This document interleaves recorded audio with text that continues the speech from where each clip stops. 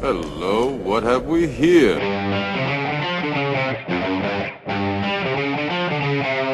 You're wrong. Damn! What the hell was that? Game over, man. Game over. You're wrong. You finished? Well, I didn't think you had it in you. I'm your huckleberry.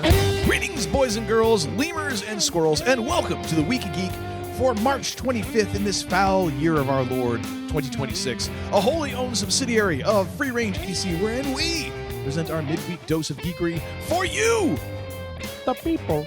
Thank you, sir. Sit back and relax as we scrape the best news we found off the bottom of the interweb shoe and let you know exactly how we feel about it. I am your Uncle Todd, and with me, as always, is the lead editor and chief bottle washer of the Week of Geek. I give you the man they call Tim. Greetings and salutations, my friend. How are you? I'm doing all right, except I got a little something there in the middle of the intro and had to hold that at bay. She doing okay over there? Got a little, Got a hairball you got to get out? got a lemur claw in there or something. Apparently so. Apparently so. Well, you know, it wouldn't be out of question for you to have a little furball action going on because, as we'll jump right in and catch up since we've been away for about a week or so, you had a cat come into your home and now it's multiplied. Which is, yeah, it's been interesting. They tend to, it's like amoebas. They're just dividing them. So yes, Madame, our beloved fat cat, had passed away right before Christmas, and I was very much no more cats. So my wife wanted to get a cat, so we compromised and we got a cat. And so we got Happy, who is, a lovable little prince of a furball, and he's great. He's a borderline therapy cat. Mm. So easygoing, so mellow, and my wife is, is his human. Like he has glommed onto her and is great. Nice. Well, somewhere along the line, we decided to take in another cat, partially as a friend for Happy, but also a person that we knew had gotten a cat, decided they really didn't want to have the cat, and we were like, man, this kind of sucks for the cat. And we'd also been thinking about, like, well, Happy might need a friend because he doesn't really like it when we're gone. We're not gone a whole lot. We're working from home right now and everything, and so we're never gone for more than like a few hours. But still, we're like, it would probably be good for him to have a pal. Like he's two, he's under two, so it's like he still has a lot of energy. Like he needs someone to kind of play with and frolic with and all that. So we went and met this other cat, and the cat seemed, pretty mellow and well mannered. And so, like, all right, let's give this a try. So we brought this cat into our house. His name is Marco, and realizing now it's basically Marco Polo because he is very much an explorer. He wants to be into everything. When I say everything, I mean everything. His new favorite thing is he likes to get into the cupboards, the lower cupboards in our kitchen, and sneak in amongst the pots and the pans and hide in there like it's his cave. By the way, you need to say that like The Rock next time. You know what I mean? Like when this guy's an explorer, and I mean when he's an explorer. Yeah. But yeah, that's interesting. Yeah, and so when we get into another thing, we will discuss further his exploits. But Nice. But yeah, he's turned out to be a good boy. It's kind of fun because he's kind of taken me on his human. So he'll hang out up here. He's probably going to be very upset because this is where he normally hangs out with me at night. And he can be scratching at the door. He might. He's a big boy. He's like 16, 17 pounds. So he might start thudding up against the doors. Like, thunk, thunk. And how did he and Happy? How was that first meeting? Because you had texted me and said there were paws under the door. There was negotiations. There were compromises made before the great meeting. So this door right directly behind me, not this one. This one's a closet. The one directly behind me. For whatever reason, this house that we bought 4 years ago now, like all the doors, they cut them really high. So instead of like a little gap like that, it's got like an inch and a half, like space under every door, which I'm like, it's the weirdest thing. I've never seen that before.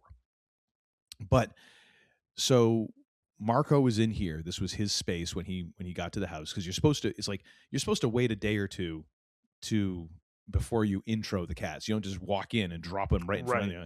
Hey, here's your new family. Oh my gosh. Which is how I did a cat intro before many years ago, and it didn't go well. But but so Uncle Tut has brokered many of these peace accords. Yeah, not successfully. And so he was in here, had all of his stuff set up, and I was hanging out with him at night, and I would look under the door, and I could see Happy's face and his nose like sideways trying to get under the door to sniff, because he knows there's another animal in the house. Like right. They can smell. Yeah. So he's got his face under the door, and every so often a paw would work its way under just a little bit, and kind of and then eventually it worked so that the entire front leg was up to like whatever the shoulder of the cat is, like under there. Jeez, and like kind of like doing this. And I texted you, and I'm like, he's either reaching out for a handshake or he's doing the rocks. That's right. And I don't know which one's better, honestly. Like, I'm gonna have I gotta go with the latter. Friday night feline smackdown in my house. So we ended up having to intro him like the next day, like the next morning, because like Happy obviously wanted in, Marco wanted out. And so every time I would go to go use a bathroom or do anything, I'd have to like keep one in, keep one out. Mm-hmm. And so then we introed them. They did all right. I mean, there was some hissing a little bit, but then they just kind of like started figuring things out. And so, you know, it's been all right. Like they haven't been fighting and all that. It's just been, that's good. Yeah. So today, went and ate way too much Indian food at a buffet. Oh my gosh, so good. And came home, and immediately I was like, it is nappy nap time. Laid down in bed, got all comfy. I was out for like an hour. It was glorious. Woke up and I couldn't quite roll over, and I'm like, oh, Happy. I look over. It's Marco. Oh. He's like snuggled up right next to me, and then Happy's down by my feet. And then Happy migrated because my wife got up, and Happy migrated over to this side of me, so I'm pinned. I'm like, damn it, I can't go anywhere. I'm like, stuck. That's funny. I was like, I'm gonna have to have my wife run a mic cord down from the stairs, and I'll be laying in bed doing this podcast. But it seems to be going fairly well. Feline tag team. We got two solid ass cats. I mean, there it is. There it is. Solid ass cats. Like, my goodness, picking up Marco is like, you need to bend at the knees, man. Like, he's solid. Yeah. And but he is a little bit of a chaos gremlin, so it gets very interesting when he decides he wants to get into things, because he just wants to get into everything, be everywhere. Yep. If you have food, he's like, hey, what are we eating? I was like, no, we aren't eating anything. He's like, yeah, the hell with that. Give me it. Move over. Like, oh. So yeah, I've got two furry friends in my house now. Nice. And life is very interesting. Nice. Mm-hmm. But that's nothing compared to the chaos that you've been going through. Speaking of chaos, so last Sunday I was supposed to travel down to Dallas for work, and let's just say the flying gods did not want that happening. The weather here in Chicago, we had like high winds going. There was like a monsoon like downpour happening in the afternoon. My flight originally was supposed to be out of here at like 3:30. That wasn't happening. Got delayed. We got delayed like 4 or 5 times, and finally, I think after the 4th time, the pilot tapped out and said no mas, because right around, I think it was like right around 8 o'clock, the red square of doom hit the board, and it said canceled.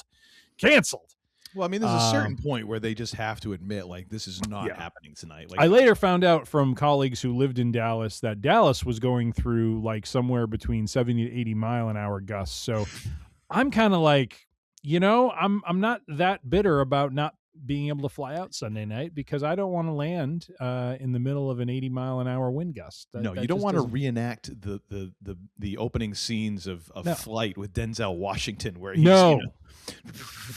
no, we're flying upside down right now. Oh, I wasn't talking about that part. I'm just talking about the takeoff when he yeah, all of that.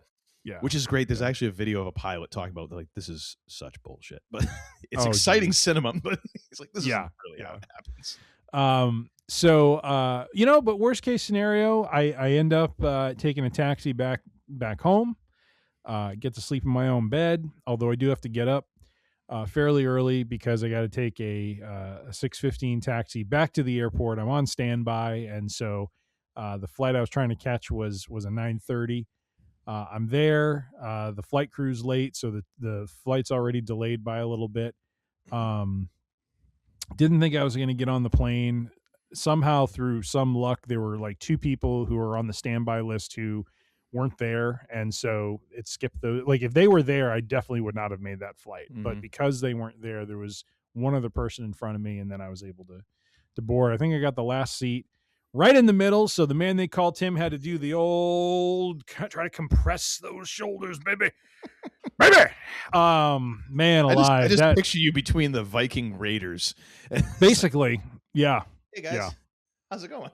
And really, and what's funny is all 3 of us were trying to sleep, but like I have this tendency when I fall asleep to start leaning to a particular side. So I did not want this to turn into planes, trains, and automobiles. You know what I mean? Like I didn't need to be like on the shoulder of this stranger who I don't know.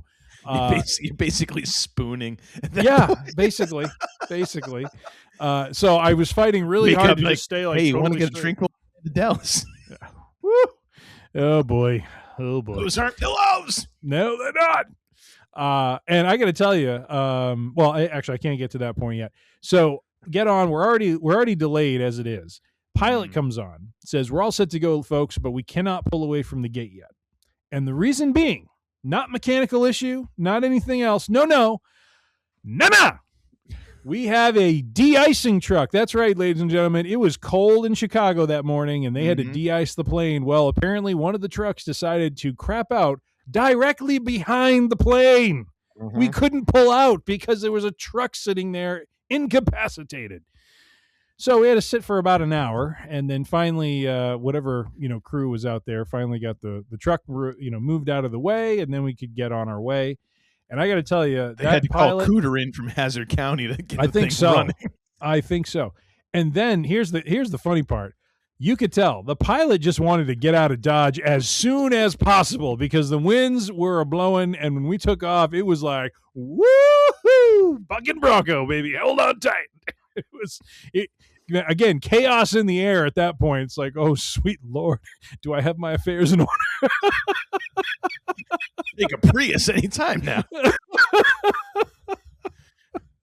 Son of a bitch. So finally, once we got up above the clouds, we were in a better place, and all was good. Although here, the way you put that, man, is like.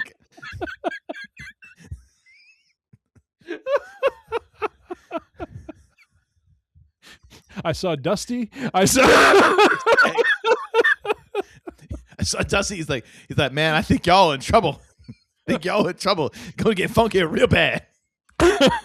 This flight's gonna be hard times, baby, hard times. Oh my God. Well, we land in Dallas, and thankfully I had the foresight to look at the weather because in Dallas it was actually 40 degrees. It was just as cold there as it was in Chicago. So I was all flanneled up and had my beanie hat and everything. I was good to go. But yeah, no, good trip. Ate some good barbecue. Went to the Whiskey Cake, which is a great restaurant if you ever in that area. Name. What's that? Such a great name. Oh, it is. Oh, 100%. And man, do they have a whiskey selection. Woohoo! There's some good stuff there. So, and they do a fine New York strip, I just want to say. It is quite nice. Medium rare. I'm a fan of a New York strip. I like a good sirloin. That's kind of my preferred Very steak. good. Very good. Usually and the nice. Brussels sprouts are chef's kiss. Wonderful. Usually a New York strip to me is great because usually it's fairly lean. I don't like a lot of fat in my steak, which I know is like heresy. My wife loves a ribeye and the marbling and all that. I'm like, I don't love, like, if it's marbled like if it's marbled well, like I can kind of deal with that, but like the big chunks of fat just gross me the hell out. Yep. Sorry. And then my flight home was quite boring, which was a welcome change given the way I got there. So yeah, I'm just living the jet setting life at this stage, and yeah. I like my flights like I like my politics, nice and boring and dull. Yeah. Like I don't want to hear too much about anything. I just nice and dull. It just makes me feel like everything's kind of being taken care of. If there's too many headlines and too many things going on, I'm not happy. If they're making announcements every 5 minutes, we're probably not in good shape. No, not at all. Not at all. Yes. But yeah, so that was, and of course the funny part is like the day before on so not yesterday, but the prior Saturday, it dawns on me because we typically record on a Sunday night, and Uncle Todd and I were prepared to record, and it dawns on me Saturday morning. I text him, oh, by the way, I'm flying to Dallas Sunday. I don't think I can record. I mean, it's like, good Lord Almighty. You would have thought that would have occurred to me a little bit earlier than Saturday morning. I will take some responsibility in this way as well, because you had told me what your travel plans were. Yeah, that's true. I didn't even keep it in my head long enough. And then here again, it was a blessing, but we were thinking, well, maybe when I get there, I could do, like we could record from the hotel. Well, good thing we didn't plan to do that, because I would have been texting Uncle Todd, delayed. I'm going home. Should have recorded from the airport, sir. Oh, gosh. Really? You want that level of chaos and craziness going on? I want you in some nasty, grungy, airport bar, like the one that we were in, which is like literally stuffed in next to like, mechanical rooms and everything else. In a corner, wedged there, like recording, like, hey, and everyone was, what's this guy doing? That would have been friggin-tastic. One thing that is quite galling to me. Galling? Oh, okay. Galling. Yes. So I fly United typically. I recently got one of their travel cards because I was travel credit cards. You earn miles as you use it, and it's kind of what I'm using now for my business trips. And part of that was I get 2 one-time passes to the United Lounge, which is typically for first class or business class travelers, or premier status, depending on what you have. When I was at the airport Sunday and Monday morning, each lounge I walked by, not that I was going to use it, but each lounge I walked by had a sign out in front of it that said, "We're sorry, one-time passes not accepted." Which I'm just like, what the heck? Like, here's this thing you can use, but not here. Sounds pretty much like every other thing that has to do with airlines. Oh my gosh. It's like, let's give you this perk, and then every lounge is going to tell you, we don't serve your kind here.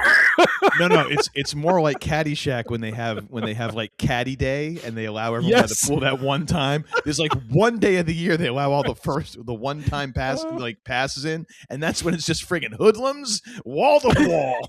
Just people in there just robbing the place blind, people walking out with furniture. They don't want the plebeians in there. There's no actual silverware. They're only putting out plastic forks because they're gonna walk off with it. Someone's gonna start a riot. So funny. Oh yeah. So that was my week in travel and life in general. But we're back. Damn. We're back, baby. We're back. So, and what better way for us to come back, because this past week we had a bit of a trailorama sort of week going on. Yes. We had 2 trailers drop. One from the Marvel Universe, Spider-Man Brand New Day, and the other, Dune Part 3. Whatever the hell the sound is that they got. There you go. Something like it's very Lion King-ish at times, almost, Oh, Simba, Simba. Oh, well, anyways, we're going to jump right in here with Spider-Man Brand New Day, as we are ought to do. We are going to play the trailer and kind of voice over our thoughts as the scenes come flying past us at light speed. Yes, and the link is in for both of these trailers is going to be in the show notes. So go ahead and grab those. Get it queued up to 000s all the way at the beginning, and we will Yes. count it in and all watch together. Crowd Yes, participation, ladies and gentlemen. That's right. We welcome it and we encourage it. All right. With that being said, I will count us down. 3, 2, 1. Here we go. And looks like Peter's hanging upside down. Yep. My goodness, that gives me some willies seeing him that high up. Just a little, yeah. My Just gosh. a little. Still right looking here, at what's I feel that? like I'm feeling like we're getting some very, very much into the Spider-Verse vibes here. Yeah. This fall. Yep. Seems like he's still got attachment issues with his friends who don't remember him. As you do. Still hanging around the old haunts. I always wondered how you wash the spider suit. Yeah, that's true. Laundry Yeah, it's got machine himself some makes sense. glasses. Yeah, I mean, you can't take that to the dry cleaners. I love how part of his gimmick is just like throwing himself. Oh, here we go, Frank. Frank. John Bernthal is phenomenal. That guy's great. Oh, I loved it. The web on the mouth, gotta love it. Oh my gosh. Uh-oh, MJ got herself a boyfriend. Uh-huh. Oh, and of course we have to get into something going on here. That's interesting. Down to his skivvies. Yeah, so what is going on here? Are we getting... I have read that. Well, I'll talk about this at the end. But good to see Bruce Banner. Good to see Bruce Banner. I thought he got fired.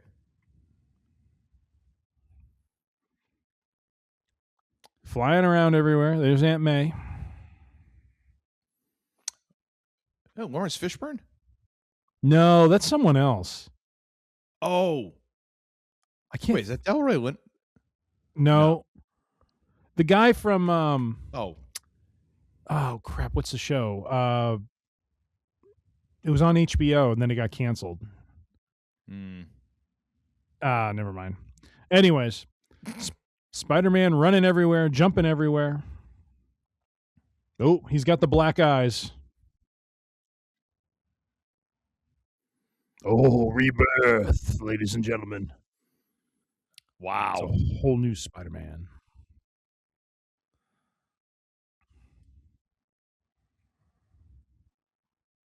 I love the friendly neighbor. So what I had read was that this movie may see him basically like when we saw him last in what was that? No Way Home. No Way Home. When he met with the other two Spider-Men from the other universes, there was this idea of, you can't shoot this stuff, organically from yourself. Yes. And so what I read was this movie may be now where he undergoes the mutation that now he is really becoming Spider-Man, like from an organic perspective, not from a technological perspective. And so, which is kind of interesting. I hadn't thought about that. I just thought he was going to be a different variant of Spider-Man where he, is more kind of technology fueled than, genetically mutated. But yeah, that's interesting. But it is interesting. Yeah. So what was Westworld? That's the show I'm thinking of. The guy Bernard from Westworld. It sounds like him. I can't think of the actor's name. Yeah, I can't. You know who I'm talking about. Oh yeah, he's freaking fantastic and everything. Oh yeah, that sounds like his voice. Except for Tenet. But that was him. Yeah, that movie. Ugh. Yeah, everyone swings and misses occasionally. I mean, they all can't be winners. If that's Christopher Nolan's, bad movie, all right. But what are your thoughts on the trailer? Because to be honest, I was looking forward to this, but after watching this, I'm like, oh, this is interesting. This is tickling my fancy here. I'm interested. It's a family show, sir. I mean, whatever tickles you pickle. Here's me on this one. I'm all in. I thought you were pushing away. No, I'm pushing all the chips to the center of the table. I am all in on this one. This looks like it's going to be good. Like all of the Spider-Man movies been, the MCU / Sony Spider-Man movies have been fan friggin' tastic. No, I'm down for this. This is, I think it's going to be really good. I'm looking forward to it. Nice. Very cool. All right, well, let's tee up Dune Part 3. Yes. That is the other one we got, and so this is kind of taking off of Dune Messiah. Yeah, which I'm kind of curious how deep Villanueva was going to go on this, because I hear it gets pretty. I haven't read any of the Dune books, but at least after Part 2, I was kind of reading some synopses of that book and then what follows, and there's some funky stuff that happens in Messiah from what I understand. So, but he's had this ability to keep these films very grounded, even though they're science fiction and in that universe. And so I'm kind of curious, like, how bozo loco is he going to go here? So I don't know. I mean, I read Dune Messiah a couple of years ago, and it was trippy. So I can't say that I'm going to reread it, because honestly, it's like Dune was. It's very dense. Like, it is a commitment. I'm realizing that I like sci-fi, but I like lighter sci-fi. Yeah. And so, when you start getting into the real heavy, like, world building or hard science sci-fi, then that starts to, like, get so far beyond, like, that aspect of my brain, combined with also just like, okay, is anything going to fracking happen? Because that can also be the case with a lot of stuff like this, where it's like you spend all this time world building, and I'm like, I can't even remember what the hell character we're talking about, because I've been 3 chapters deep in talking about, like, this specific type of photon engine or something, and I feel like I can't follow that. My brain doesn't work that way. But yeah, I do remember there was some full tilt bozo stuff going on in both books. I mean, honestly, because the entire thing is a little bit bizarre. But no, Villeneuve has done a very good job of making this approachable and kind of palatable, I think, for folks like me, who is like, yeah, I like sci-fi, but man, it's like he's managing to de-densify it without really losing the essence of it, which is an incredible talent, I think. Yeah, that is the biggest, in my mind, kind of the biggest achievement, is being able to do that. Yes, because it's not easy. It's not easy to do that. So. No, I mean, the toughest. I mean, and you'll know this as well. Like, as someone who deals with code and building technological apps and stuff like that. Like, making something simple is incredibly difficult. Yes. Yep. Especially if you're dealing with source material that's like, oh, good God, how do I dumb this down without dumbing it down? Yeah. Anyways. All right. What do you say? All right. We'll count it down. 3, 2, 1. Here we go. All right.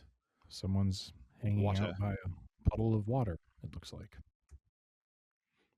And now we see the desert. Oh, we're talking Zendaya again. There she is. Big week for Zendaya. Yeah. Well, I guess they're having a girl. Oh, no. This is the next follow-up. Okay. Could be a boy. Let's see. I was just for whatever reason this past week, I think since I watched this earlier this week, it popped up with a bunch of Dune clips, and oh my gosh, the first 2 are so amazing. Yeah. Yep. Oh, looking good. I'm curious, like, how we're going to jump, like, if we're going to do, like, time jumps here or not. Because we just saw Paul Atreides looking like he looked when we saw him last in Part 2. Yeah. Well, it is trippy how basically they go from, like, just Arrakis to then, like, the Fremen are all over the galaxy. Robert Pattinson looking very creepy. I mean, that's kind of him. Now I feel like his army's going to battle with some, like, samurai. It's very strange. An army of Raidens. Yeah. Ooh, burn! Your father never started a war. Mm. The war chant is pretty sick. Now that gal I thought was his sister, right? Because wasn't his mom pregnant in part 2? Yes. And she Is was that like his- talking to the Yeah. fetus almost, like mentally. Yeah, because it was a Bene Gesserit, like, yeah, in the womb because of the spice.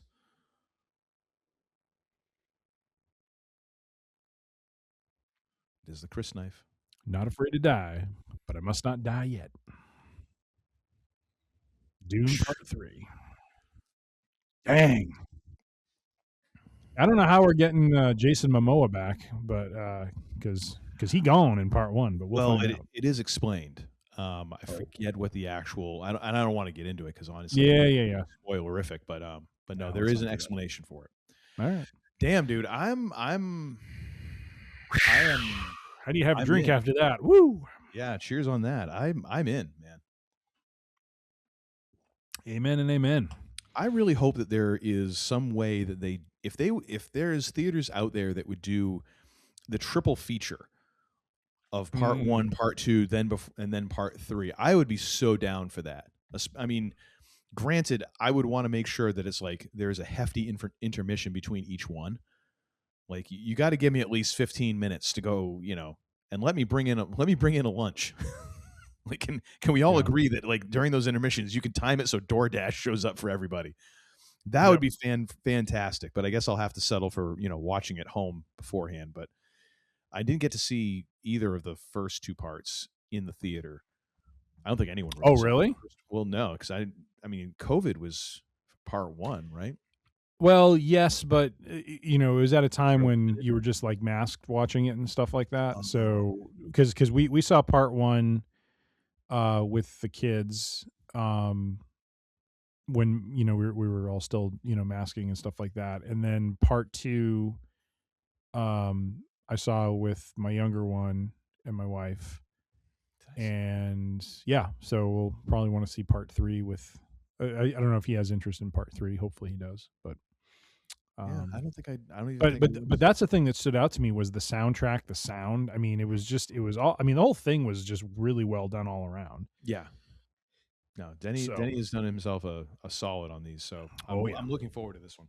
Indeed.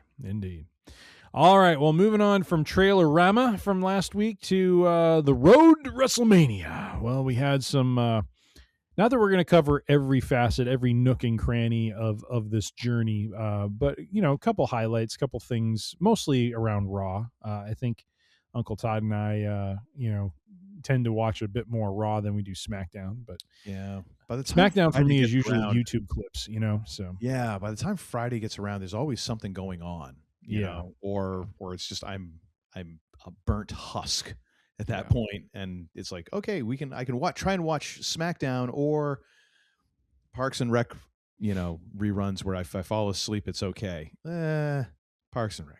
I'm a social animal, I'm a mover and a shaker. So Friday nights are usually. Who are you kidding? You're sitting around in your friggin' underoos, drinking bourbon, playing Star Wars, or watching movies. That is part of it. Exactly. All right. Well, let's get into it. Right where you are right now. Don't tell me you're out moving and shaking. I'm moving and shaking, baby. Do I need to grab the belt? Because I have that with me sometimes as I move and shake, Whatever sort of game recognizes game. You know what I mean? Role playing you get into, as long as it's consenting adults, that's between you and you. I mean, no, I'm saying when I go into town, you bring the belt, because I am the fantasy football champion, and people marvel at me. So do not do that. You do not do that. I'm telling you, folks. I'm telling you right now, he is not that guy. I am that guy. All right, let's get into it.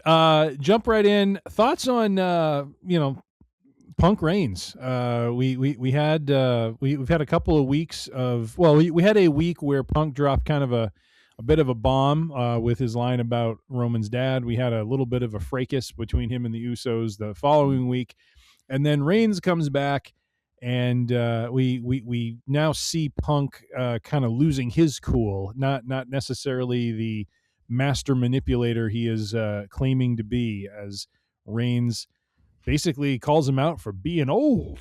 You're too old, Riggs. Yeah. And that's what causes Phil to snap. I gotta say this was the weakest of the three promo main events so far, featuring Punk and or Roman or his or the Usos, or as Punk calls them, his young boys, which I feel like I'm a little surprised there hasn't been more of a little bit of an upcry over that, because that is kind of a very inside baseball term, inside wrestling term that could be misconstrued. You know what I mean? So like young boys being like basically like the rookies, that sort of thing, like who gophers, that sort of thing. So, but I felt this was kind of the weakest of the three, like just him losing it over being old. Like to me, that's like, I have a thought about that, but good. Like he already had that famous, press conference where he talked about he's old and he works with children. Like he's already kind of admitted that. So it's like for that to kind of make him lose his cool felt a little And the whole promo, like, I guess it just wasn't quite up to the same level of tension in my mind as the first two. It was still pretty good, still pretty good. But I mean, it also is one of those things where after 3 weeks of this now, I'm like, so we're basically going to be no contact until WrestleMania. Like there's going to be, we're not doing any more title defenses. We're not doing any more. There's no, Roman is not stepping into a ring unless it's with a microphone in his hand until WrestleMania, which to me is like, feels really friggin' lame. Like it felt lame when Cena was doing it, on his retirement tour, and you'd only get him, so many dates. It feels really lame here because it just does to me. So yeah. What did you think, sir? For me, I liked it, and I felt it was in line with what we've seen up to this point. And I felt like what may have been missed by the audience is that I don't know that it's just Roman saying that he's old. Okay. I think it's the compounding of, and this has been a theme throughout all of this, is Punk not accepting the disrespect from Roman. Roman doesn't call him by his name in wrestling. He calls him like he basically just calls him out. And I thought Punk had a great line on that. He's like, "What should I call you?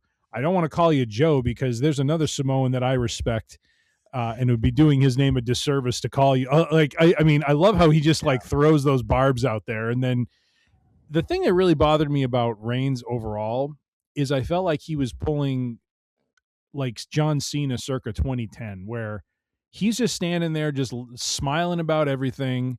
He's not really reacting to anything. Now he has reacted to stuff, don't get me wrong. Like he had a great reaction after that first promo when Punk kind of, dropped the bury you next to your father thing and walked out. But he's just like he's too cool for school. Nothing's bothering him. Yeah. And, it's just this sort of thing where it's like, that to me is where you start to lose people. Like people can't connect now because like, you're untouchable. Like nothing bothers you because you just think you're superior and that sort of thing. And I don't know, maybe that's what he's going for. But I felt like when he said that line about him being old, coupled with Reigns calling Punk Phil constantly, I feel like that was just I've had enough of your disrespect. I'm punching you in the mouth, sort of thing. Like I'm done. Like I'm not going to sit here and be called an old guy by a guy who's like 5 years younger than me. It's like Roman's no spring chicken either. And so he's wading into some really interesting waters there because Punk could come out, tomorrow on Raw and be like, I'm old. Like you're not that far behind me, son.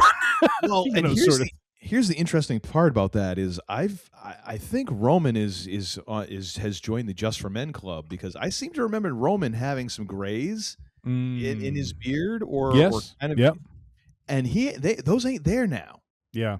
And folks, I come in close. I don't want say this too loud because I don't want the youngins to know this, but for those of you of a certain age, this shit don't go away. No, it doesn't. It's here to stay. You got to own it. So I'm kind of wondering if that might be a thing that's coming up here pretty soon. Is like, well, at least I'm not coloring my hair. Trying to pretend I'm one of the youngins. Now, I also think too, what I think is interesting for the story is that if Reigns keeps pushing on this age thing, is this what leads to? Because one thought I've had about WrestleMania is that Reigns doesn't necessarily walk away with the belt after WrestleMania, but he walks away as more of a babyface than he was going into it, because I'm wondering if this is going to be the point where they pull the trigger on a Punk heel turn. And what I mean by that is that over the course of these weeks, Punk's confidence starts to erode to a point. And think about where Paul Heyman is right now too, right? Heyman's got nothing. He's got no influence. And Punk is feeling like, do I really have what it takes to beat this guy? And maybe they come back together and realize, look, last year was a mistake. We need to rejoin, get on the same page with like I feel like Punk walks out with a vision at WrestleMania, maybe something different. But basically and I think I talked about this a couple of weeks ago. This is the catalyst that actually brings Reigns and Rollins together, because now they're fighting a mutual enemy. Rollins can't stand Punk still, and Rollins definitely seems like he's not the same Seth Rollins as he was before. He's not doing all the flashy crap. He's coming in and doing, these surgical hits, and he's probably kind of building up his own crew to go to war. But I do kind of feel like when Reigns and Punk fight, that there's going to be an element of Punk gets desperate and needs to bring something in to allow him to hold on to the belt for a bit longer. And then maybe at SummerSlam, or I don't know, at some later point down the road, he eventually loses to the conquering Reigns or, the babyface Seth Rollins, and pays that off, because that to me seems like a really compelling way for this to go, where Punk is fighting like no one beats Father Time, and Punk is and we'll see what he talks about tomorrow, but and actually Reigns is supposed to be there too. I guess Reigns is supposed to be there for next week. Sorry, this coming show, and then I think the next show, and then he's off for a couple weeks before WrestleMania. Because of course or he's off for a week, and I think he's there for the Raw before WrestleMania, but I am kind of curious if he gets into any of that, because I think that that'll be another dimension to all of this, which will be interesting.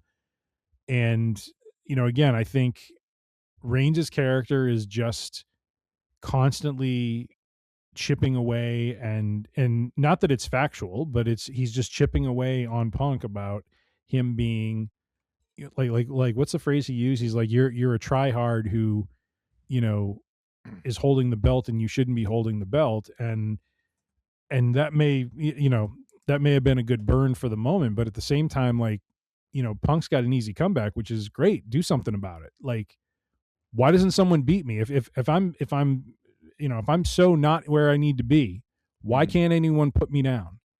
Your boy Rollins couldn't do it. Balor couldn't do it. He's got a laundry list of guys he's been defending the title against. And that is the one thing he has on Reigns, which where I feel like Reigns reacts correctly to that, which is Reigns has this long historic title run that he had, but he was defending the belt like how many times a year, and here's Punk saying, like, I probably defended the belt like about I'm probably about at the halfway point of how many times you defended the belt, even though you held it for 4 years. Yeah. So there's things that I still think can come out here to really drive the drama and the friction between the two of them. But as far as like at first I kind of felt the same way, like that old comment, like, why did that cause him to snap? But when you look at everything else, I'm like, man, because it like the way Reigns is saying Phil, it's very denigrating. It's very, you're beneath me. I don't know why I have to spend my time in the ring with you sort of attitude. And I think it's great to have him play that game where Punk is acting like he's in control when in fact he's not. All right, fair. So those are my thoughts on it. But I thought it was a good installment. Well, was it as strong as the first week? No, I agree. I think the first week was the strongest.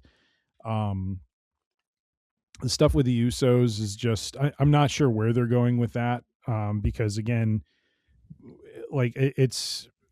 I don't know what WWE wants to do with the Usos and Reigns. It's like one week they're arguing with each other, the next week they're tight as tight can be, and so it's just really weird. The thing is, I actually appreciated that about the interaction with the Usos, because like I texted you, I was like, it appears that they were giving the mic to the wrong Uso, because Jimmy is a hell of a promo. Oh yeah. Actually has some dynamics.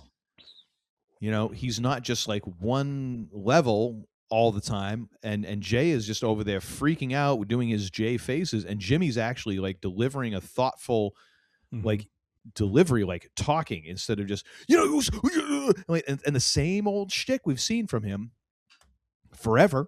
Instead of the 4 letters, 1 word. Yeah, like it was nice to actually hear somebody, to hear one of the two of them like deliver a fairly good promo, and I'm like, feels like they've been pushing the wrong Uso. But yeah, no, we'll see how it all goes out. I think that some of my thoughts about who wins at WrestleMania come down to like when we get around to the other main event. Yeah. Which, let's talk about that. So we're going back a little bit beyond from where Raw was. So a couple Fridays ago, we had Randy Orton just lose his mind on Cody Rhodes at the contract signing. Nothing better than giving a man you claim is your brother a hug and then taking his head and slamming it on the table. It's like, good Lord, that looked like it hurt. And let the beating commence. And so poor Cody got a crap kicked out of him by one Randall Orton. And now we had him on Raw supposedly to have an interview with Michael Cole. And we get him on the phone with someone who has apparently reminded him he's a killer. Mm-hmm. And Uncle Todd and I were texting a little bit at length this past week about it, as we are trying to prognosticate who is the caller, who is the one that is the voice in Randy's head, who ran over Stone Cold. I did it for the Rock. That's right. That's right. That's right. Maybe it's Rikishi. That's who he's on the phone with. Could be. You never know. So who do you think it is, sir? Who's your money on? Well, because we're talking about the whole killer aspect of Randy, my head. All right, here's where my head goes, or my heart goes. My head goes somewhere else. My heart says Ric Flair, because Ric Flair was with Randy in Evolution when Randy was the Legend Killer. Makes a lot of sense. And it feels like it would be interesting for him to be kind of the puppet master behind Randy's turn, by reminding him of who he was and what he was able to do when he was in that place. So that's what my heart says. Now, the only problems with that is that, Flair right now is, I mean, as much as it would make sense historically, I just don't know that seeing a 70 or in his 70s Ric Flair come out is really kind of the thing you want to see. What my head is saying, and I'll throw it over to you because this was your pick, is who were you thinking it's going to be? I tend to think it's The Rock. And that would be where my head goes, because if there's any potential to salvage what was going on between Cody and The Rock, this is at least an inroad toward doing that, which is, it didn't quite work with Cena, but now I got the other, I have the Legend Killer now, and I am going to take from you what I wanted to take from you last year, yes. and now we have a way of kind of moving beyond the Cena. What was the other guy who had a celebrity that came down who never panned out because he never Travis showed up? Scott. Yeah, Travis Scott. Yeah.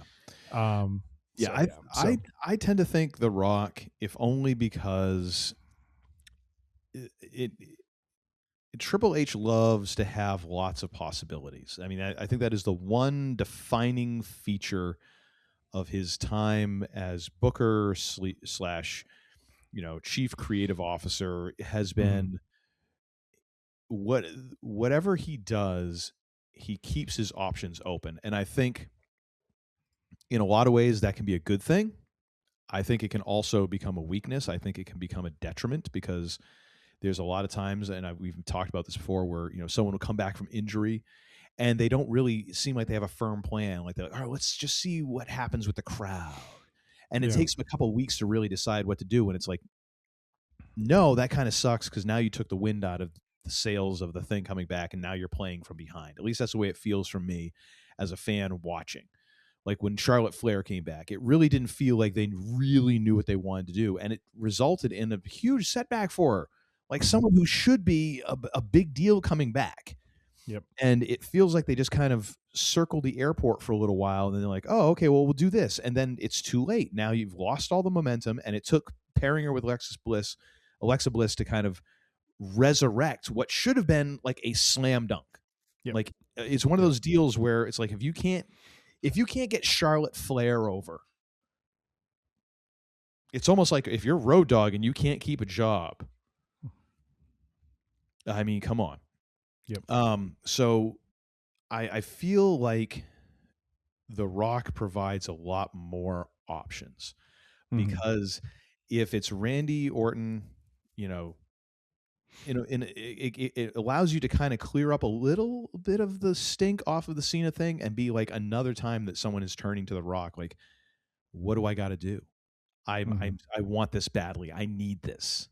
And it's another person selling their soul to The Rock. It can be The Rock collecting these, these souls or whatever, however you want to put it. But again, it's fulfilling that thing of like, I need this. I want this. So you have that aspect of it. There's also then, how does this play into, because you have Randy saying there's more than one family, royal family in wrestling.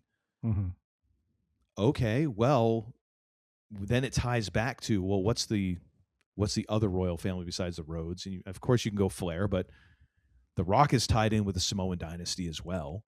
Yep. He talked a whole lot about family. Does this end up becoming something where we get Roman winning the championship, and now we get something going on between him and The Rock? Now there's a schism in the family. We finally get this Rock-Roman match that has been talked about for fracking ever, that I'm so sick of hearing about. Yeah. The thing being, my question there is, will either Rock or Roman's ego allow them to be at another show besides Mania? Because it can't, you can't then have this happen at Mania and then say, oh, well, this is going to happen next year. Because I think we're way beyond the time of like planning a multi-year angle for either of these guys. Yeah. It would have to be SummerSlam. Yeah. It would have to. Are either of them willing to take what has been this dream WrestleMania match and make it a SummerSlam match? Yeah. Granted, this is the first 2-night SummerSlam, right?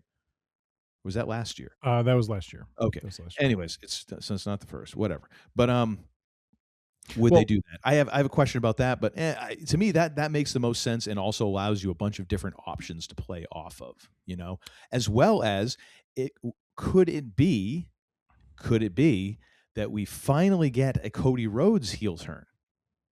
Well, that was something I was going to mention. The thing I wanted to mention with the royal family thing with Flair is there is the history of Flair and Rhodes, and that.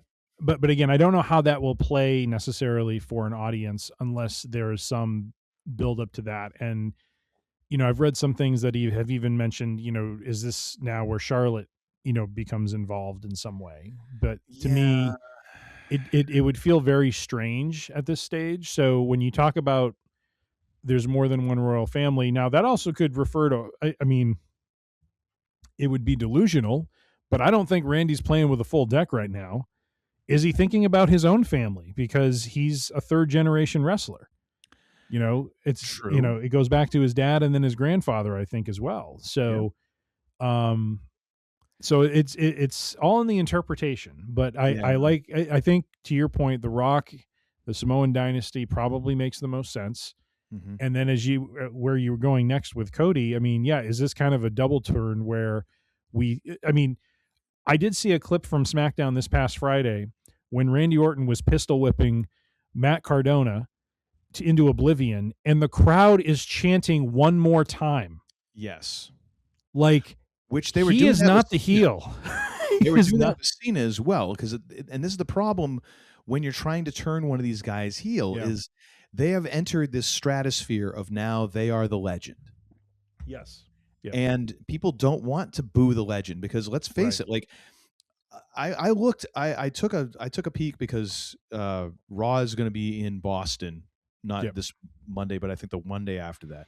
And just for kicks, I was like, let me see what tickets would be like, because I'm like, it's a train ride down. It could be fun. Meh.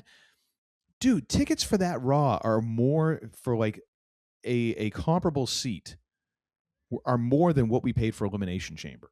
Like if you For want Raw? if you want to be on the television side, you want to be on the side that the hard cam is showing in the 100 section, $750 each. I'm like, so I think so many they're at a point now where people are going to the show and this might be the only show they go to ever. Yeah. Yeah. Especially if it's a televised show. Mm-hmm. They're just like, I'm going to cheer for who I want. Like this is the only time I'm going to ever get to see Randy Orton in person. They don't want to boo him. So Do you know how much I paid to be second row at the Whittemore Center to see Stone Cold and Farouk and D'Lo and The Rock, Owen, Triple H, Shawn Michaels? $20.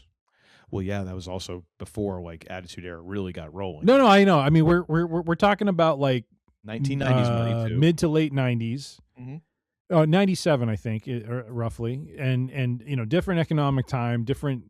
Business was different back then, so probably not a fair comparison. But when you say $750 and it's not even close to the ring, it's just on the TV side. Mm-hmm. I'm just like, that's incredible. So I think the thing is like, okay, now take the Rock thing out of it. Yeah. Is this the point where Cody starts realizing he needs something extra? And we start seeing Cody go to that dark side because they're not going to get him to cheer to boo Randy at this point. Yeah. Like they've already gone, like you've played every card you can to get him to boo. Mm-hmm. And I don't think they're gonna. So is this the way that and does that end up becoming like Cody did sell out to The Rock? Well, and that's another way to go, right? You bring The Rock back. Everyone's thinking he's going to be behind Randy, and he ends up, he ends up helping Cody somehow, and we end up finding out, like to your point, Cody, in essence, has sold his soul to The Rock so that he can remain at the top. Mm-hmm. Now, it would feel a little. Now that we're talking through this and talking through what they're going to do with Reigns and Punk, it's going to be interesting because you can't have Punk and Rhodes both win because that feels too similar. Like to have both of them turn heel. That's why I think it would have to be Roman. That's why I think if Rock is involved in Randy, Cody, Roman goes over. Because then I think the schism is in the Samoan dynasty. Because if you're going to turn Roman into a heel, and I mean into a face, there, you're going to you have to put him in opposition with Roman.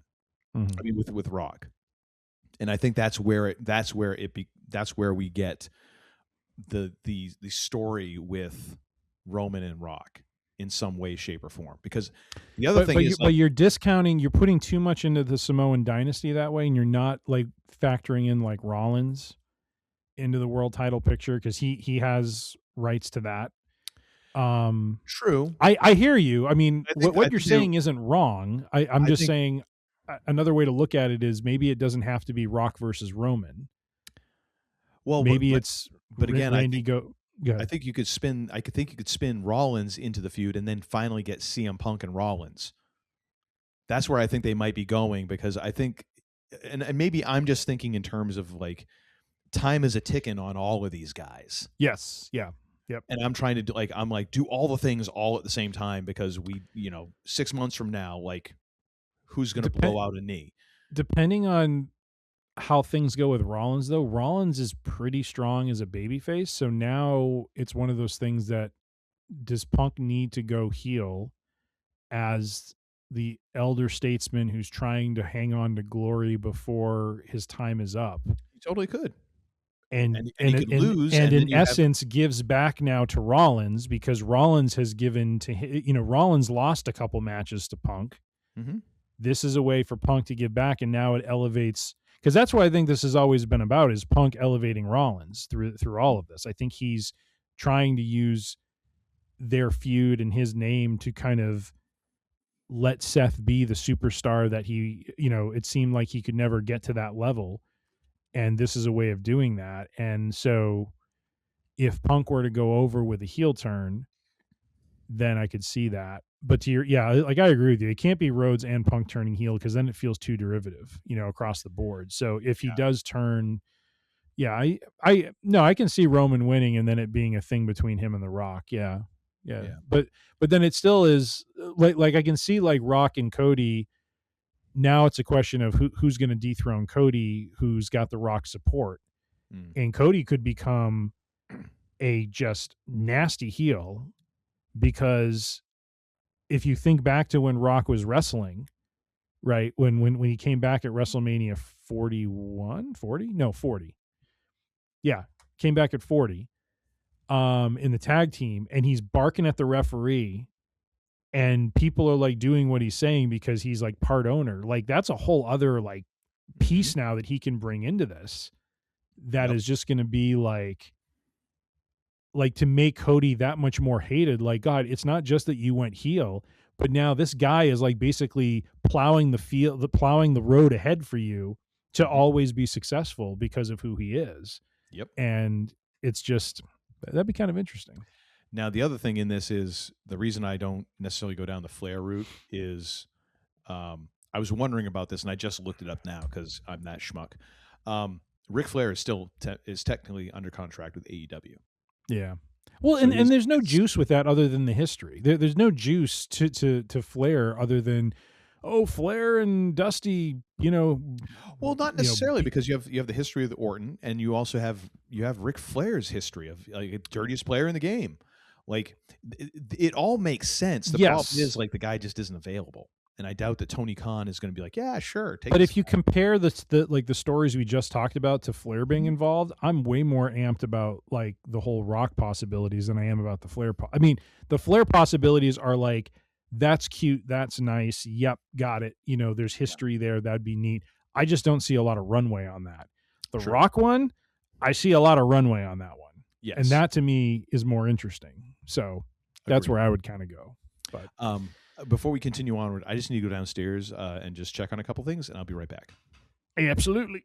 A few moments later. Nice. All right, sir. Where are we taking this next? What else we got? All right, I think we've beaten the Randy Orton caller to death here. Obafemi had a moment with Brock Lesnar last Monday, and it was pretty cool. I got to ask you, like, does it bother you that he comes down to the ring that way? No, not even a little bit. Because like you have Lesnar standing in the ring, and he's just kind of like, oh. So I saw a video today where they were kind of explaining like the difference in his entrance now between like NXT and now. Like apparently like the slight change that they've made is that as he's coming down, before he would just come down, he's just like staring at a guy, and now when he comes down, he's like literally yelling at them, "You're going to die tonight." And I'm like, I kind of believe it. You see this dude, you're like, yeah, he could just rip off your arm and beat you to death with it. Yeah. I don't, because it is that type of thing where it's like someone of that stature, that size, that aura, he don't need to move quick. Yeah. It's like there's a great story about Roddy Piper, and he's talking about I forget where he was, but he talked about leaving a venue, and he had like the Halliburton suit, briefcase, suitcase, whatever, and he's walking down like this darkened kind of alley / side road or whatever, and he sees some guys down there, and they look like they're trouble. And he's like, I just remember what the old timers would tell me. He's like, just walk slow. Nobody wants to F with a man who's walking slow. Like someone who's just like, I'm in no rush. I'll whip your ass when I get there. Like that sort of thing. Like Yeah. Just be unhurried. Yeah. And that is the type of thing that I think of with Obafemi. Like, he's like, I will get my hands on you eventually. I don't need to run down there. But there's something. If nothing else, like, I'm going to make you run away from me rather than me running to you. Like, Sure. if I'm taking my time to get there, and if you decide to run, doesn't make me look bad. Mhm. You were scared. So Mhm. that's the kind of thing that I kind of dig about that. It just looks hokey to me. Oh no, dude, no. Sorry. Come on. It doesn't look hokey to me at all. It looks like a man who's just like, I am doing my thing, and you know what? My thing comes, I've got an order of things. I'm going to do my thing, then I'm going to whoop your ass, then I'm going to do my thing again. Let me set the stage though. Yes. If Obafemi were to walk out with this death stare while he's talking smack and he's just walking to the ring, probably dumped a bottle of water over his head before he walked out. Mm-hmm. So, because that always kind of makes him look more, badass or whatever. Glistening. Like, that wouldn't be more impactful than him coming out and doing it feels a little out of place to me sometimes. I get it. It's his thing. Lesnar comes out, he does the thing where he stomps his foot and throws his hands out and the fireworks go off. But after he does that, he walks to the ring. You know what I mean? And it's just, there's something about Femi doing that. I'm sorry, dude, but you've just it just feels like very weird to me. But you have no problem with Roman Reigns taking 20 minutes to stroll 15 yards. I didn't say I didn't have a problem with him taking 20 minutes. I'm just saying it's his shtick. And it to me, it's as just as legitimate as Brock Lesnar coming down for a promo, and he has to come out and do his whole, like, the whole, like, jumping around like he's going to get ready to fight when it's like he's not. And he's wearing freaking cowboy boots and a vest. At least, I can't help what the man wears. I'm simply saying you can control the walk to the ring. You know what I mean? Like, you can set the stage. You can set a tone that way. You actually can control what the person wears because they're under employment with you. So if you tell Brock, like, dude, cut it with the cowboy hat. Well, I don't want to. Okay, well, you're off. Go home. Okay, you think that's a conversation that really would happen? It's Brock Lesnar. He's one of your cash cows. You're gonna. I disagree with that. Well, no, I'm just saying, like, but you are, that is within the range of possibilities. I'm just saying, it doesn't bother me at all. No, which is, I'm sure, is very is going to be gobsmacking for some of our listeners and viewers. That's fine. Everything bothers me, but this does not bother me in the least. Yes. And I think it's that inconsistency that bothers me. I'm an agent of chaos. That's my job. Oh my God. Anyways, well, Femi gets to the ring, and Seth Rollins is there as a distraction for Lesnar. He gets out of the ring. Lesnar turns around. Obafemi puts him in the fall from grace. And man, when he gets up from dropping Lesnar with that power bomb and is pounding his chest, man, that is just like, that guy is flying on adrenaline. You know it. And apparently, and Brock went high for that because, I mean, he did. You don't get up there without some help. No, and not to mention, too, credit to Brock Lesnar, as Femi is coming down and everyone's chanting, "Oba," and he's just like looking around. Like, I've not seen Lesnar like thrown off by someone else's aura like that. Yes. Normally, his aura is what's dominating everything, and it was very different to see him like react to that, which I think was a really nice touch. And then, of course, after the power bomb, Femi puts his foot on his chest, which is even more, symbolic sort of thing. That was apparently an audible by Brock. Well, I saw that he called it out. He's like, "Step on me," and so Brock called that on the fly. That wasn't part of the plan. Apparently, that was an audible by him. Now the thing is, and this is one of those things that's beautiful about wrestling is it's the sell, and Lesnar's sell of Oba made it. It's the same as going back into the Attitude Era, where there's a famous example of Mick Foley comes out as Mankind, and he's saying, like, hey, I can't compete against Triple H. Triple H and Stephanie are in the ring, and Triple H is playing it off as you're crap and this and that, and that's when Mankind does the transformation into Cactus Jack, which is essentially just taking off a shirt with a shirt underneath it, and transforms into, you know, this badass self. Mick Foley has said many times, like, Triple H could have not sold that and it would have been just dead on arrival, but he sold it like he's literally seeing a ghost. And that's what makes it. And Brock's selling for Oba in the ring as he's coming down, like, what the hell is going on here? Like, in a way, like, the crowd is like, the crowd's usually with me. And and also kind of like, what? Like, this isn't how it's supposed to be, you know? Oh God, it was a really great moment. I'm still just not happy that we are dealing with Brock Lesnar, given what we know of. But you know, unfortunately, we're gonna have Femi versus Lesnar at WrestleMania. Yeah, apparently that case has disappeared down some sort of well. So, you know, we're just gonna have to pretend that isn't happening, I guess. But hey, that's gonna be very interesting. But the thing that's gonna be very interesting there is apparently Paul Heyman and Lesnar, because I mean, it ain't nothing without a little backstage politicking, have basically said, like, Brock should not lose until he loses his retirement match. So much in the same way that I said about Trick Williams and Javon Evans, I feel about Obafemi. Like, they are the future. 100%. You've got at least 2 world champions there. I don't know that Javon Evans is a guy who I ever see as a world champion. I'm just not sure. I feel like his character is not as fully formed and it is not as serious. I think he needs something to really beef that character up to be taken seriously. Trick and Oba, so easy to see.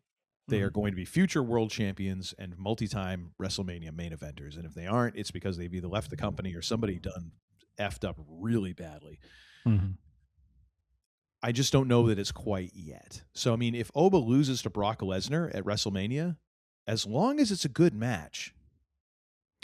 Here's my counterpoint, though. I don't think that's going to take away from Oba. Like, I think I don't agree. I disagree. You got this young guy who I mean, Undertaker did the job to Lesnar to give him that victory that made Undertaker lose his undefeated streak. He gave him that rub. He gave that to. It is Lesnar's time to do it. And it feels stupid to me that you have a monster like Femi that is coming in, and Lesnar could completely make him by having him beat Lesnar in a good match, not a dominant match or anything like that, but just a match between 2 hosses, and Femi wins, and we're off to the races with him because Lesnar's on his way out. And I don't disagree. I don't disagree. I'm just saying. I know, but let me finish. I just with Lesnar, I just don't.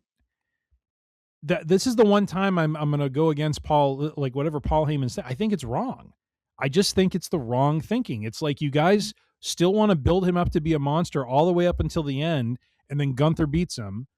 And then what has he done in the wake of all of that? Has he made anyone along the way? I mean, yeah, true. So here's the thing. Like, I wonder, because we talk about, like, the Undertaker had that gift to give, and it was gift wrapped and just waiting for whoever they decided to bestow it upon. It should have been Bray Wyatt, by the way. It should have been, no doubt. Brock Lesnar did not need that. The question there becomes, does Brock have multiple gifts to give? Could he do the job for Oba? And then also do the job for Gunther? Because I think that's where we're heading with this. Like, Lesnar is the next guy on that list, especially if it's a matter of, like, he kind of fits the bill. Like, I don't think Lesnar is really coming. I think it's fairly well known at this point. He's just about done. And he's probably, it sounds like he's saved every dollar he's ever made. So, good for him. Do you have the ability for him to eat a loss to Oba and also to Gunther and to give a rub to both of those guys? In a way, I think yes. I can also see the case for no. Like, you've got to pick one or the other. And maybe they're thinking, like, this is Gunther's thing, and this is the guy that we're really trying to propel. Oba has plenty of time to make his bones, and in a way, like, just the people love him enough, and he's early enough in his career on the main roster, like, he can sustain that. the way that I think that you would have to do it if you're going to say no, I think there's multiple gifts to give. Like Lesnar could eat the loss to Oba and then also eat the loss to Gunther. You would almost have to go down a route of like Lesnar losing to Oba drives him nuts. Mm-hmm. And he has to be kind of unhinged for the rest of his time in WWE in order for Gunther to kind of sucker him in. Maybe that's the way they go. I don't know. It's all going to depend. They also could go in no contest. I mean, it also could be no one wins. Yeah. But then, so that protects both of them then, because Oba could look strong, Lesnar could look weaker, and because like there's actually a story there. I mean, Lesnar's been dominant for so long, and Heyman's got to be wise to this, that part of the hook for him fighting Gunther, because at some point everyone's going to be like, okay, as soon as he goes to fight Gunther, he's going to lose the retirement match. He's going to lose, because we've all seen this now twice. We've seen this twice, once with Cena, once with Styles. Here we go. And so if you want to create some drama here, you've got Lesnar as, kind of the wounded animal who's now going to, is fighting back more ferociously, but is fighting Father Time. And, he, and I think there's a way that, like at WrestleMania, maybe he and Femi go to a no contest. I don't know if that leads to matches that follow after that or not. But to me, I mean, not that Femi has to go undefeated, but it's like, if Femi loses, it's got to be like a strategic loss, because how do you call yourself the ruler if you're getting your ass whooped too many times? It's like, okay, just shut up, because you're not a ruler. You're not dominant. You're not doing any. To me, like, you can't call him that. Like, that's part of inbuilt into his character. Like, he has to have, some element of and they've been doing that. Like Rusev did a great job, throwing at the time everything he had at him, and it was a brief match, but that was kind of the point, was like, this was meant to showcase how dominant Oba Femi is. And so if you have him go to WrestleMania and just lose to Lesnar, I'm just like, then enough with the ruler crap. Like you've ruined him. I wasn't in my eyes. Don't call him the ruler. Like, stop acting like he's this like, because as soon as he hits like someone like Lesnar, he can't do it. He'll hit Reigns. He can't do it. So it's like, what am I buying into now? True. It takes the juice off of him a little bit. So Fair anywho, enough. We got to get through this. My God, we got a ton more content here. All right. Real quick, I think you and I both agree, Penta versus Dragon Lee for the IC title. That was a great match. And damn, if that wasn't a nasty Mexican destroyer at full speed from both combatants. It was crazy. Yes. But what a great match between those two. Mm-hmm. I didn't know if you had anything to. I have nothing. It was great. I thoroughly enjoyed watching that match.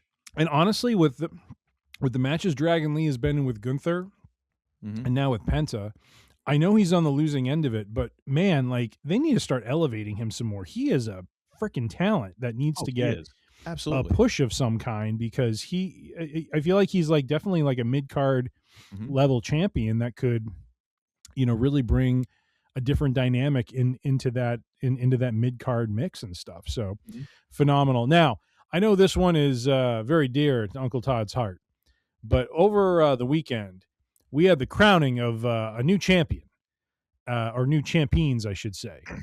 Damian Priest, who apparently was confused as a baby raccoon, and Ron Cena, who has Ron Killings, are now the new World Tag Team Champions. And Killings couldn't have looked happier, and Damian couldn't have looked more confused and happy at the same time. As we talked about in the pre-production meeting, the look on Damian's face is nothing short of, I can't believe they actually went for this. Yeah. So many people have been chiming in online that, it seemed like such a genuine surprised reaction. And I hope it was. I really hope it was. Yeah. Either that or Damian Priest ought to get a Best Supporting Actor nomination just for that, because it legit looks like he's just like, wait, what? We won? That's the finish? Really? That was great. I mean, anything involving, Ron Killings is a feel good moment, really. So I'm happy that Priest is because I feel like Priest is he's good. Like, and he's one of those guys that you're like, they should be getting more out of him, but for whatever reason, just the stuff they've done, anything that he isn't with Rhea Ripley doesn't seem to work. Yeah. And you can only have him team up with Rhea Ripley so many times before that then in some way hinders her and the possibilities for her. So I'm glad they stuck him with Killings, and feel good moment all the way around. Absolutely. And then lastly, where's Gunther? Again, lots more stuff we could cover, but just to finish with this one, apparently Gunther's matches with Dragon Lee over the last couple of weeks were meant to lead into a match at WrestleMania, not necessarily a retirement match, but a match at WrestleMania with Rey Mysterio. And apparently Mysterio, since Royal Rumble, has been basically trying to recover from a couple of broken ribs. So he is still not recovered yet, and it looks like may not be ready for WrestleMania. So as it stands right now, there is nothing for Gunther that is, kind of sketched in there for WrestleMania, but we will see. We'll see if something more can be penciled in for the Ring General. But my God, if they do WrestleMania without Gunther, that's a big miss. The tough thing is just because you and I've seen a couple people discuss this, and I think there's some people who are just out there pissing and moaning about stuff, but I think there is a little bit of merit to, like, this is the drawback of getting him into that career killer sort of gimmick, is like, you need to find a way to have him have good matches, which he did with Dragon Lee, but you need to have him have feuds where he is not ending somebody's career. Like, there has to be, you have to find ways to create excitement around those matches, and then he can bump into a legend that he takes out or whatever, making that like, I think because the problem is, as we're seeing here, all it takes is one injury, and you don't have multiple Rey Mysterios hanging around that you can either retire or put into a retirement situation. Like, you're not going to throw out like Trick Williams like in a retirement match. Like, well, I think we know how this is going to end. Like, you kind of get down that decision funnel, and it's like, well, now we've run out of the very specific ingredients we need to make this work. And you're going to be in this situation where, you're a month away from WrestleMania and you got nothing for like one of the guys you're trying to position as your next gigantic heel. That's rough. And there's going to be a big scramble. I'm interested to see if they come up with anything. I will as well. We'll now move from Road to WrestleMania to a couple of minutia points from the interwebs. As Uncle Todd loves to hear, we have an Avengers Doomsday rumor of the week from none other than his favorite person, My Time to Shine. Yep. Hello. That's right. Fracking guy, man. And this rumor comes from superherohype.com by way of Yahoo Entertainment, that Dr. Doom is rumored, or as I put in our show notes, that Doom will exhibit ruthless aggression. And what does that mean? Wait, Cena playing? Dr. means no, not at all. RDJ still playing Dr. Doom. Sorry about that. Sorry to disappoint you. But apparently Dr. Doom, you can see him because he's done going to start killing kids, I guess, is what Doom's going to be doing. Oh yeah. So basically, My Time to Shine Hello has a rumor that the film could include a shocking moment in which the villain kills James Rogers, the son of Steve Rogers and Peggy Carter. Claim states the scenario takes place directly in front of Rogers. In a post, the scooper wrote, it's true, Doom kills Steve's son in front of him in one of the most shocking moments in the film. And then another post, they describe the character's portrayal as especially brutal. Doom is ruthless and doesn't care about killing kids. So, and to follow that, let's see. Reported also follow claims about the film's storyline. Doom allegedly destroys the TVA, eliminates nearly every branching timeline across the multiverse. It also states only one timeline remains intact. However, the surviving reality was not identified. Doom set to potentially, if the rumors are to be believed, gonna get a little snug, ladies and gentlemen. He's a bad man. He's a bad man. Going to be hitting that clamshell cellular phone. Oh my god! Do you still have that on the soundboard, or did you I get rid of it? don't know. Ah. We get banned every time I even press play on that. Oh my god! John's got a hair trigger. His lawyers are all over that. Jeez. I need my 25 cents. All right, sir. Thoughts on that? Thoughts on Doom being, I guess, a Randy Orton style killer? Apparently. I mean, it makes sense. I mean, you kind of. I mean, well, the thing is, You we're think talking The Rock convinced Doom to do it? Never mind. I did it for The Rock. Freaking Rikishi. Oh, he's not winning any best actor Nope. Oscars anytime soon. Nope. I mean, the thing is, like we talk about, oh my gosh, it's so shocking. Like, well, Thanos killed a whole bunch of kids too. I mean, you think about it, like wiping out 50% of the universe. Yep. There's going to be kids involved. Like, so let's not, give Doom all the credit here. I mean, it makes sense. You need to make this an Avengers level threat. You need to make him have, to be that level of a baddie bad. And especially if it's, RDJ, like it's sort of like what we're going through with Randy right now. You got to make people boo RDJ, and people don't want to boo him. So how are you going to do that? Well, I guess you're going to go off a couple kids, Eee. Yeah.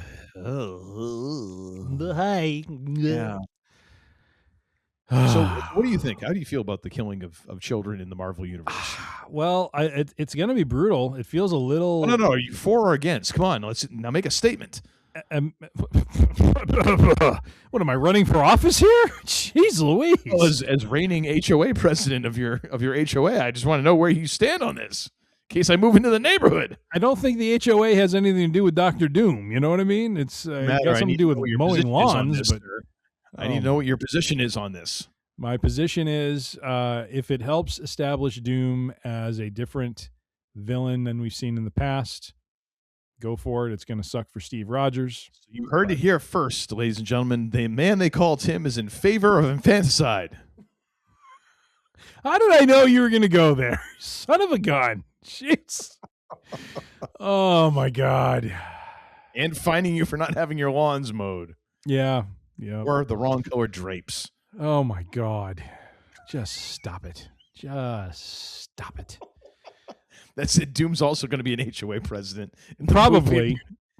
That's what this is all going to boil down to. Battle World is just going to be an HOA, and he's going to be the president of it, and he's going to rain, doom and gloom on those who do not follow the rules. There won't be the fines. Management company. I have some bills I need to send out. There won't just be fines. There will be smack being laid down on all your candy asses. So, oh my gosh. It seems a bit extreme, but I do think, there is a tone they need to set with Doom, and I wonder if this is a way of doing it. So it's extreme. Again, I'm not going to be surprised if when we get through Doomsday and Secret Wars, if there is some tie-in back to Endgame, when Steve is giving what's his name, the shield, God, his name's escaping me. Sam, because Sam asks him about, he talks about how he had he wanted to get some of that life that Tony had always told him to get, and Sam asks him, how, can you tell me about it, or how was it? And I don't know if they intentionally had him play it this way for this purpose, because again, these movies had not been conceived of yet. Mm-hmm. But there is something about the way Steve says, "No, I don't think I will." There's something private there, but something also a little sad, and I'm kind of wondering if there's just an element of him having lived through these two movies that we have yet to see, and the events of that lead to him, feeling that way. So anyways, all that to say, I'm all for doing things to distinguish villains in their own particular way. This feels a little heavy-handed, but if it does the job of really setting the tone for Doom and what kind of character he is, I think, more power to him. Well, again, you heard it here first, folks. The man they call Tim, F the children. All right, next up.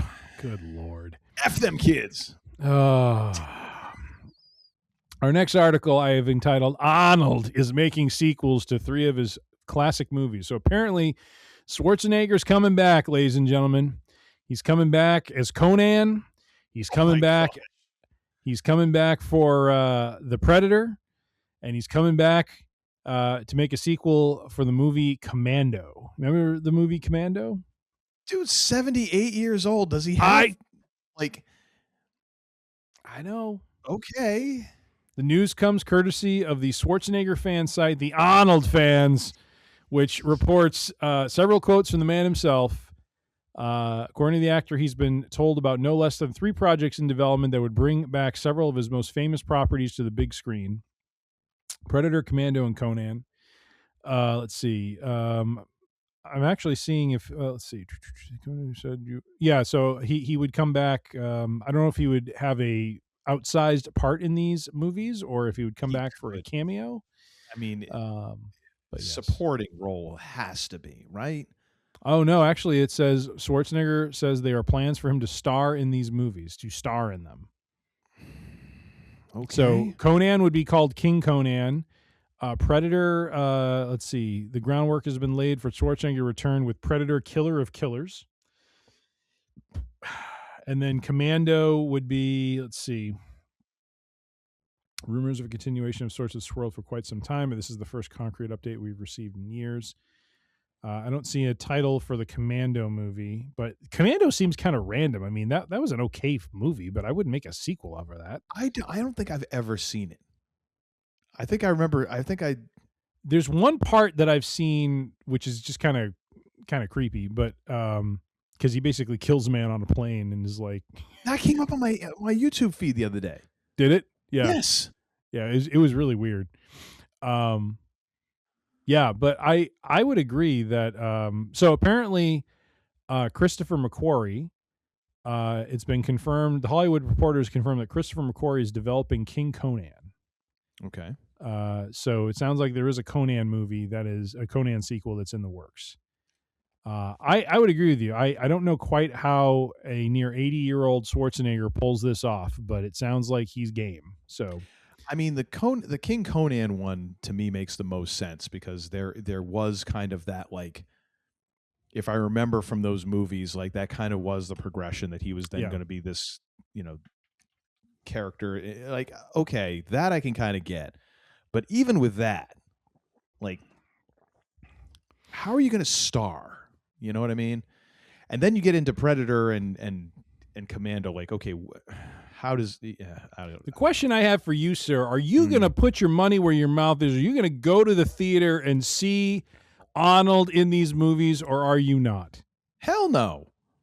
Ladies and gentlemen, you've heard it here first. Uncle Todd is an ageist, and he is...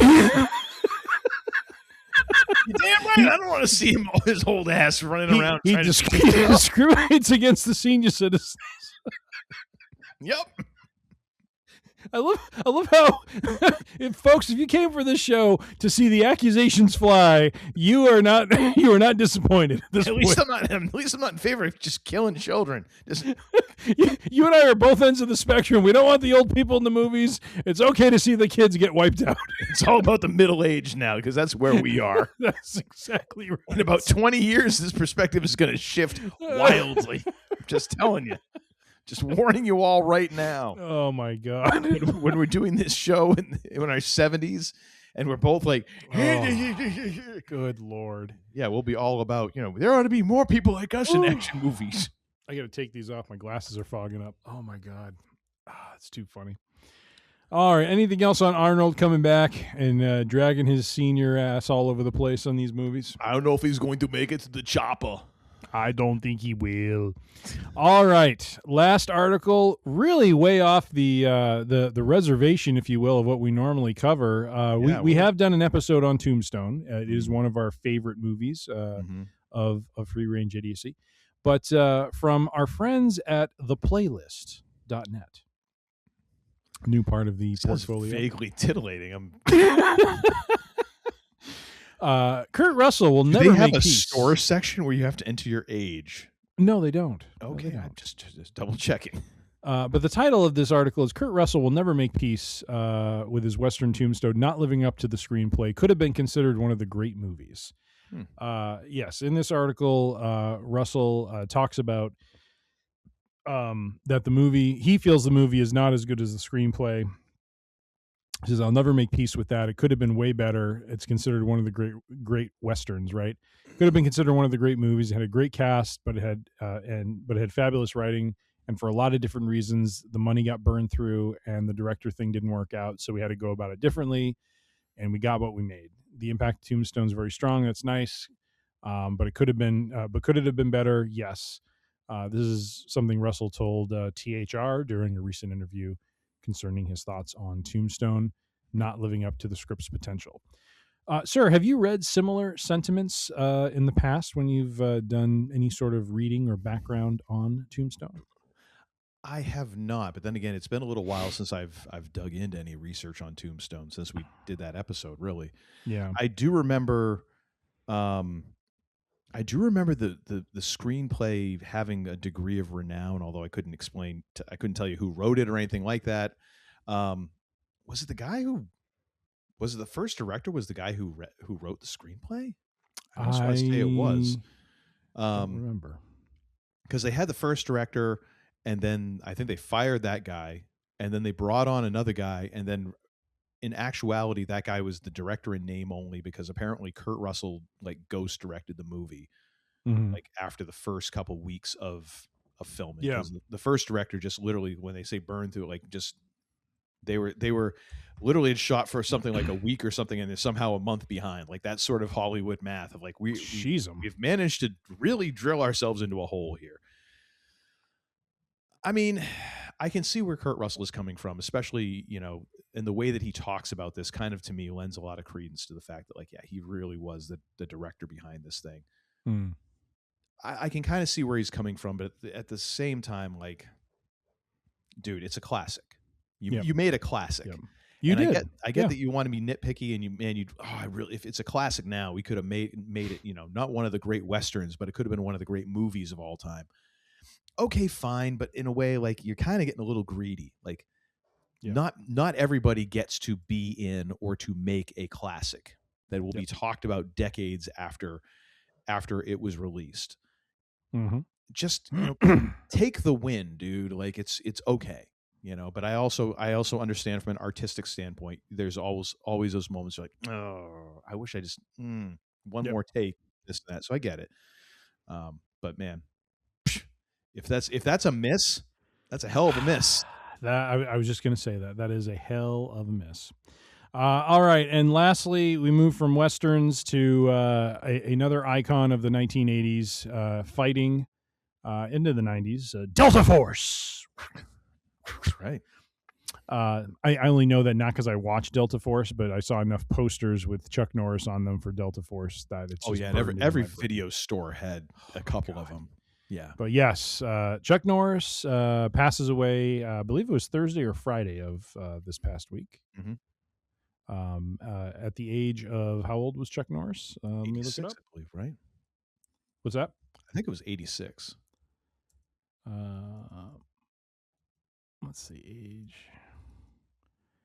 You're right, 86. And apparently, I don't know if you saw the articles, but there was I saw an article that posted something he put on either TikTok or Instagram where he was doing like a workout in his, I don't know, backyard or something like that. And damn, guy can still throw kicks with the best of them. Holy crap. And that was like a couple days before he passed. Yeah. Yep. Yeah. No. So insane martial artist, well renowned for that. Of course, every friggin' Walker Texas Ranger, which ran forever on whatever network it was on. But I mean, it worked with Bruce Lee, kind of worked with everybody, and then became like a walking, talking meme, with all the Chuck Norris jokes up until and through his death, where someone was like, yeah, it's just heard that Chuck Norris had passed away. He plans to carry his own casket at the funeral. Like, I was like, even now we're still getting mileage out of it. Like, this is ridiculous. But yeah, I can't say that I watched a ton of his movies, but I mean, it's a dude whose shadow kind of loomed large over especially like our growing up, like you said, like you couldn't escape the dude. Like even though you never watched the movies, like those posters are burned in your mind, you know?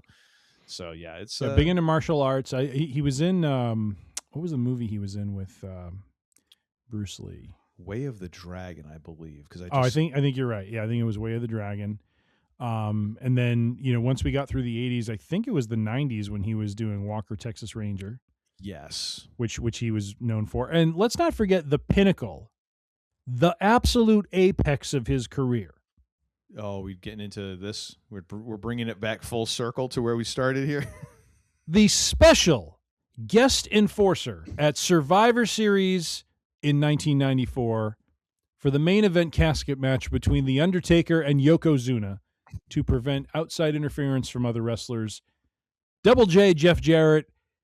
I think he still has the heel print from the boot that came across his cheek when he tried to interfere and mess with Chuck Norris. Chuck laid him down martial arts style and took care of business. So actually, I think of that. I saw a replay of it either Friday or Saturday, and like Jarrett sold the hell out of that kick. He spun around, fell over, and then flipped his body up where he was almost standing on his head on the concrete, and then fell over. It was a wonderful sell job by Jeff Jarrett. So good old Double J. Chuck Norris with a WWE professional wrestling tie-in and a phenomenal roundhouse kick to take out Jarrett. And then was in the Expendables with that's Arnold. right, with Arnold and Sly. Yes, but yes. So we raise a glass to you, Mr. Norris, and we look forward to seeing you carry your casket out because Lord knows when the Grim Reaper came around, he had some extra help with him on that one. So good Lord, very much and the pre Chuck Norris, the person who is most like Chuck Norris in terms of memes would have been Theodore Roosevelt. Because number one, if you just read about Theodore Roosevelt, the dude was a friggin' maniac. And there was one person who's quoted when Teddy Roosevelt died. I'm paraphrasing here because I don't have the exact quote in front of me, but basically like, of course, death had to come for him in his sleep because if he hadn't, death would have never stood a chance. Yeah. Like, of course, he died in his sleep because if he was awake, then death would have gotten his ass kicked. You know. Kind of the same with Chuck. You almost get the same sort of feeling like there was the fix was in order to get the upper hand on Chuck Norris. That's right. All right, sir. What do you have for in another thing for this show?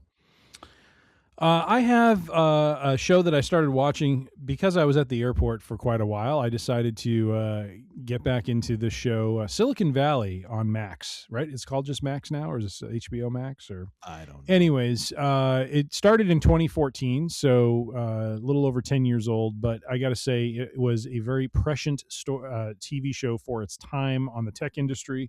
Very much satirical, funny. I think you would actually love it. I don't know if you have Max or not, but you should try to watch it. I think you get a kick out of it. I mean, just really good humor. And I will say the only thing I will say that kind of takes away from the show a little bit is, for as smart as these characters are, because this is basically a story about there's the main character who comes up with this compression algorithm that is supposed to take data and basically shrink it down to a size that allows a lot of other applications and services to be built off of it. And he's in this kind of not a hotel. What is it? Hostel? Is that what it's called? When you it's like he lives in Silicon Valley in this hostel with these other coders, and they basically all kind of come together to build out his vision for this thing. And they're just really hilarious. All the characters are super funny. But they just it's one of those shows where the characters have to be written sometimes to be really stupid so that it kind of furthers the story. And you're just kind of sitting there like, how is this? I get that this person's super smart, but how can they be this stupid when it comes to some of this stuff? You know what I mean? Yeah. It takes you out of it a little bit. But again, it's a funny show. Humor is, it gets a little dirty, the humor, but it is just funny though. You got to check it out. and see. So Silicon Valley on Max, just a really, really good series, which, had a very interesting end to it based on, again, very forward thinking, very future predicting of kind of where we're going. So, oh, goody. Yeah. All right. How about you, sir? What is your and another thing? I'm going to go in a different direction here. I'm going to go with the Picture This Plant Identifier app because this is a handy little thing that I found. This is the first app recommendation we've made. I don't know that we've ever made an app recommendation. So there you go, sir. Cheers to you. But what is this about? So I got this last year because I was trying to figure out what there was I don't know, it's like a flower or something that my wife had said, oh, I really like that. I'm like, well, I have no idea what the hell it is. So I found this thing and I'm like, oh, okay, cool. And it you take a picture of a plant and it'll tell you what it is. Pretty straightforward. It also gives you a bunch of different information on it in terms of like, is this plant healthy? Like what's wrong with this plant? So if you have a plant that you're like, this thing is not growing right, or it's this or it's that, it'll take photos of it and it'll kind of diagnose it. So it'll tell you, oh, you need to do this, you need to do that. Water less, water more. Nice. All that stuff. One of the handy things that it does is it'll tell you whether or not a plant is toxic to humans and or pets, which is very important when you now have a little fuzzy chaos goblin in your house. And it's trying to eat all of the plants in your house because it thinks that the world is its salad bar. And so I went around and found out that every single plant that we had in our house was toxic on some level to cats. Oh, crap. Which had never been a problem before because Madame, she didn't care. Happy, he didn't care at all. Like they never paid any attention to the plants. If anything, they liked them because they could hide behind them. And that's all they cared about. They never tried to eat them. Marco wants to gnaw on all of them. So we had to, I had to go around and diagnose all of these, figure out what all these plants were. And then they're now being given away to different people because we're like, we can't have these in our house. And so we ended up going and buying a bunch of new house plants to kind of, still have a little greenery around. But as I'm going through, in the nursery, plant store, I'm like taking a picture and I'm double checking, like, is this plant going to be safe for a cat? So it's very handy in that. There is a subscription to it, of course. However, if you're at all interested in like keeping houseplants, this is very handy because I've used it a couple times to be like, why is this plant not doing its thing? And it'll kind of guide you along that process. And it's also good if you're out somewhere and you're like, hey, I would, you have a house or whatever, and you're like, wow, that's a really cool plant. I'd like to plant something like that at my house. Or why the hell, I have that. Why is this growing better than that? Like you can take pictures of stuff and identify it. So it's kind of handy that way. It's not uber expensive for a subscription. I think it's like $30 a year or something like that. So it's not terrible. It is a bit much, but whatever. It's still fun. So yeah, picture this. It'll help you identify your plants. And keep your pets alive. Which is kind of important. It is. And now, ladies and gentlemen, thank you all for listening and watching. Be sure to go to freerangeedc.com and find all of our episodes there. You can also subscribe right there to the Podbean app. Find us on Apple Podcasts. We are on Amazon, we're on Spotify, we are on Pandora, as well as many other platforms. Go ahead and search for Free Range EDC. We have full video episodes on our YouTube channel, youtube.com/@freerangeedc. You can also find us on social medias. We are on Instagram and the Facebook, or @freerangeedc. If you have any questions, thoughts, concerns, send those to tim@freerangeedc.com. And now, ladies and gentlemen, I'm going to hand this back over to the man who is running this show. Take us on home, sir. To the interwebs, we say you're suspect. We don't know what your reputation is in this town, but after what you tried to pull today, you can bet we'll be looking into you. And to our listeners, good day, ladies and gentlemen. And until that day comes, keeping it to the grindstone. You're messing with my Zen thing, man. Now get the hell out of here!